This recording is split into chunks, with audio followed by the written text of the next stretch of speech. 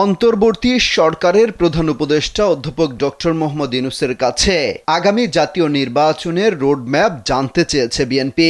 শনিবার প্রধান উপদেষ্টার সঙ্গে সংলাপ শেষে উপস্থিত সাংবাদিকদের এই তথ্য জানান বিএনপির মহাসচিব মির্জা ফখরুল ইসলাম আলমগীর। তিনি বলেন, সংলাপে নির্বাচন সংস্কার রোডম্যাপ দিতে বলা হয়েছে।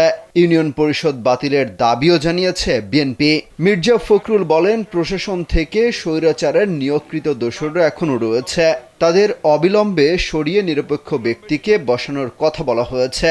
ডিসি নিয়োগে যে দুর্নীতির খবর বের হচ্ছে তা উদ্বেগের বলেও মন্তব্য করেন তিনি। প্রধান উপদেষ্টা নির্বাচনের বিষয়ে নিবিড়ভাবে পর্যবেক্ষণ করছেন বলেও জানান বিএনপির মহাসচিব। সর্বোচ্চ বিদ্যুৎ সাশ্রয় যমুনা এসি, মাত্র 24 টাকায় এসি চলবে সারাদিন। যমুনা এসি। আমরা নির্বাচন সম্পর্কিত বিষয় আলোচনা করেছি এবং নির্বাচনের সংস্কার বিভাগ, কমিশন এবং আপনার নির্বাচন ব্যবস্থার সংস্কার সব কিছুগুলোই আমরা আপনার তুলে ধরেছি এবং আমাদের যে মতামত সেটা আমরা দিয়ে এসেছি।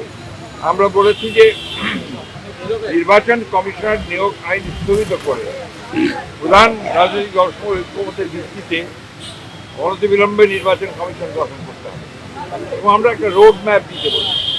নির্বাচন কমিশন কবে নির্বাচন হবে সে আমরা একটা রোড ম্যাপ দিতে বলেছি।